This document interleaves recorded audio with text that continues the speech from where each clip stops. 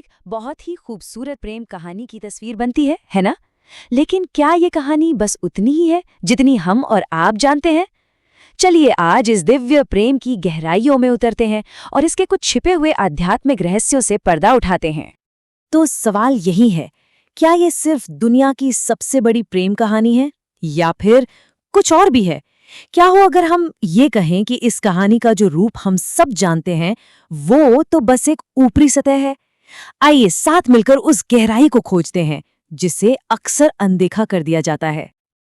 देखिए, इस कहानी को असल में समझने के लिए हमें इसके आध्यात्मिक सार को देखना होगा।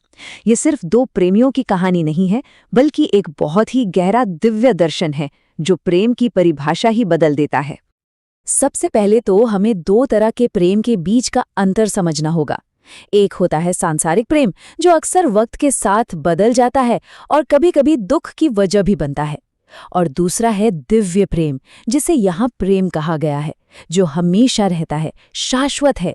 ये दो आत्माओं का एक ऐसा मिलन है जहाँ अलग होने का कोई सवाल ही पैदा नहीं होता। और इस दिव्य प्रेम को समझने की जो चाबी है ना, वो राधा को समझने में छिपी है। अक्सर उन्हें सिर्फ कृष्ण की प्रियतमा के तौर पर देखा जाता है, लेकिन सच तो ये है कि उनका स्थान इससे कहीं ज्यादा ऊंचा और रहस्यमयी है। वैष्णव परंपरा मानती है कि राधा सिर्फ कृष्ण की प्रेमिका नहीं है, बल्कि वे खुद सर्वोच्च देवी हैं। वो कृष्ण की अपनी ही दिव्य ऊर्जा, उनकी शक्ति का साकार रूप है। इसको समझने के लिए पहला शब्द है महाभाव। सोचिए, प्रेम की जो सबसे ऊंची, सबसे पवित्र अवस्था हो सकती है, राधा उसी अवस्था का जीता जागता स्वरूप है। वो खुद ही प्रेम की पराकाष्ठा है। दूसरा सिद्धांत है ह्लादिनी शक्ति। ये कृष्ण की वो शक्ति है जो आनंद देती है, और राधा उस आनंद का स्रोत है जो न सिर्फ कृष्ण को बल्कि उनके हर भक्त को महसूस होता है। वो आनंद देने वाली शक्ति है। और तीसरा है कृष्णमयी। इसका सीधा सा मतलब है वो जो पूरी तरह से कृष्ण में डूबी हुई है, जिसके अंदर बाहर हर जगह सिर्फ और सिर्फ कृष्ण ही है। ये उनके अटूट और कभी ना अलग होने वाले रिश्ते को दिखाता है। ये जो गहरी आध्यात्मिक बातें हैं, ये हमें स्वामी शिवानंद जैसे महान संतों और ऋषियों की शिक्षाओं से मिलती हैं। उन्होंने ही इन मुश्किल रहस्यों को दुनिया के लिए आसान बनाया। अच्छा, अब आते हैं उनकी मशहूर कहानियों पर, जिन्हें लीला कहते हैं। ये सिर्फ कोई बीती हुई घटनाएं नहीं है, बल्कि हर कहानी के पीछे एक बहुत गहरा आध्यात्मिक सच छिपा हुआ है।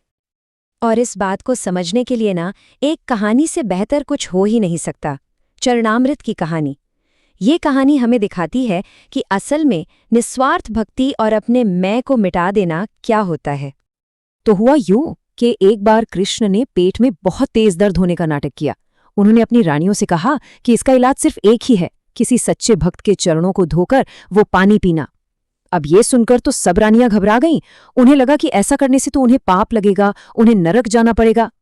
लेकिन राधा, उन्होंने एक पल भी नहीं सोचा। उनके लिए कृष्ण के दर्द से बढ़कर कुछ भी नहीं था, चाहे उसका नतीजा कुछ भी हो। यही तो है निस्वार्थ भक्ति का सबसे सच्चा उदाहरण। राधा और कृष्ण की कहानी सिर्फ शब्दों में नहीं, बल्कि प्रतीकों में भी कही गई है। उनकी बांसुरी, उनका मोरपंख, ये सिर्फ चीजें नहीं हैं, बल्कि उनके प्रेम की एक खामोश भाषा है। जैसे कृष्ण की बांसुरी, ये हमें सिखाती है कि एक भक्त को अपने अहंकार से पूरी तरह खाली होना चाहिए, तभी परमात्मा का संगीत उसमें भर सकता है।